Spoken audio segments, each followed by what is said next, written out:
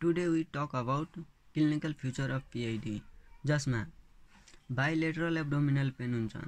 अब bilateral abdominal pain बुझ्ने हो भने जब फाइलोपियन ट्युब, युटेरस र ओभरीमा संक्रमण बढ्छ, त्यो संक्रमणले गर्दा त्यहाँ सुजन हुन्छन् र त्यो सुजनले गर्दा पेल्भिक रिजनमा पेन फिल हुन्छन्।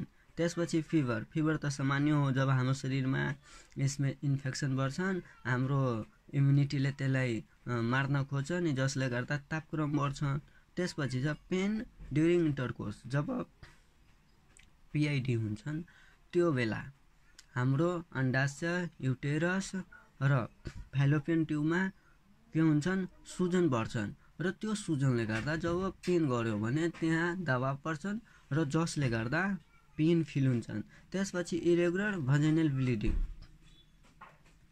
जब पिआइडी हुन्छन् र पिआइडी भनेको नै इन्फेक्सनबाट हो। इन्फेक्सन भयो भने त्यहाँ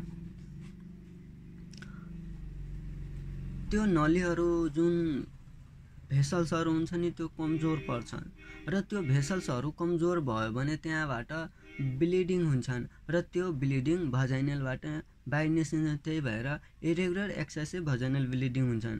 र त्यसपछि राइट हाइपोकन्ड्रियम पेन इन फिस्ट हग क्युरिस सिन्ड्रोम। अब यो कुरालाई बुझ्नु पर्यो भने सबभन्दा पहिला यसको पाथवेलाई, फिजियोलोजीलाई बुझ्नुपर्छन्। जसमा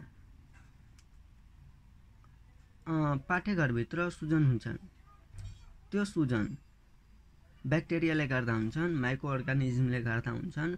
त्यो माइक्रो अर्गानिजम ब्लड स्ट्रिममा मिक्स हुन्छन् र त्यो ब्लड लिभरसम्म जान्छन् अनि लिभरमा त्यो माइक्रो अर्गानिजम गयो भने त्यहाँ पनि सुजन गराउँछन्, जसले गर्दा राइट हाइपोकन्ड्रियम पेन हुन्छन् र त्यसमा फिस्ट हग क्युरिस सिन्ड्रोम देखिन्छन्। त्यसपछि एब्नर्मल टोलरेन्ट एन्ड कप्सियस भजाइनल ब्लिडिङ। अब यो कुरोलाई बुझ्नु पर्यो भने पिआइडी भनेको माइक्रो अर्गानिजमको इन्फेक्सन हो, जसमा भित्र पाठेघर, अन्डाशय र फाइलोपियन ट्युबमा घाउ हुन्छन् अनि त्यो घाउभित्र के हुन्छ नि, त्यहाँको नलीहरू हुन्छ नि, त्यो ब्लड भेसल्सहरू त्यो रप्चर हुन्छ, ड्यामेज हुन्छन् र त्यहाँभित्र पस पलाउँछन् र त्यो पस ब्लडसित धेरै एक्सेसिभ मात्रामा निस्किन्छन्। त्यही भएर भनिन्छ एब्नर्मल प्रिभेन्ट कप्सियस भजाइनल ब्लिडिङ हुन्छ।